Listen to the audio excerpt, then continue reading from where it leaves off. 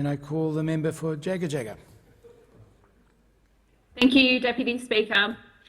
Last week, I held a community forum together with the member for Isaacs about the need for a federal anti-corruption commission and Labor's commitment to establishing a genuine independent commission.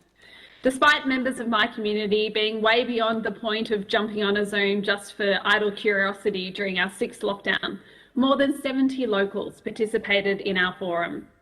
They asked engaged questions about how a national anti-corruption commission should be set up so that it genuinely helps to end corruption.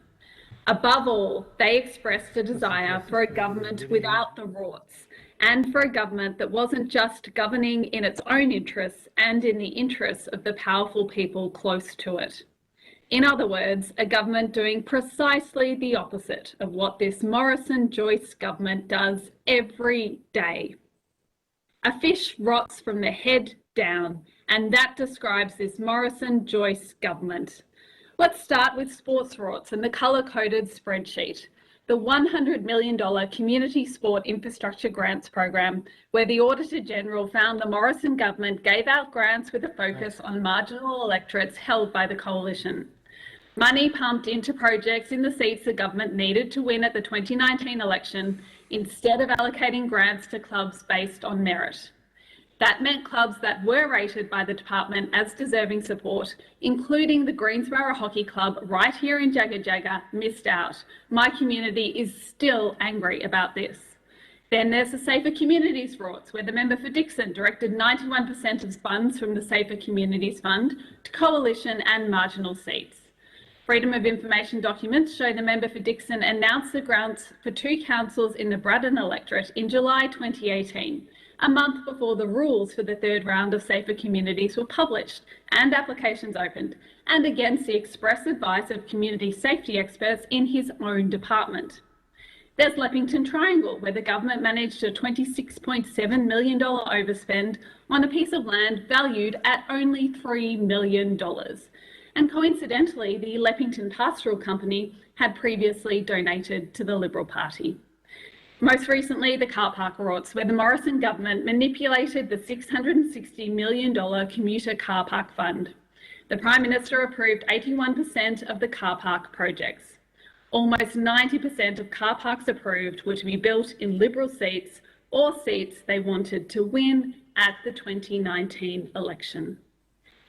Deputy Speaker, rorting and corruption are so endemic in this government, I'm not sure they even notice they're doing it.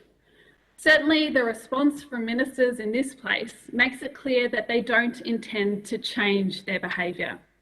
When asked about these rorts at question time after question time, the response of every minister is essentially, well, everyone does it and I'm the minister and so I get to do what I want. Well, it's not good enough. That is not how good government works, and it is not how the government in this country should work. There are obvious, real-world consequences of the Morrison government's rorts and corruption. There are economic costs. The Australia Institute has estimated the rising perception of corruption in Australia could have reduced Australia's GDP by $72.3 billion or 4% since 2012. And there are costs to our health and to our community cohesion.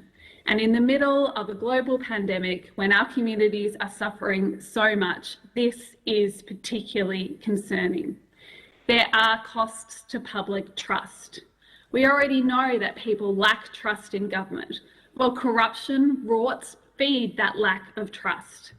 And that lack of trust contributes to the environment where dangerous conspiracy theories flourish. Conspiracy theories that are convincing people not to get vaccines or not to wear masks.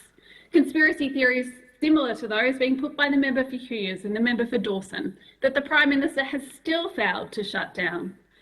Real world, dangerous behaviour because of the appalling conduct of this Morrison government, the Prime Minister and his failure to do anything to address it. Deputy Speaker, the role of government should be taken seriously.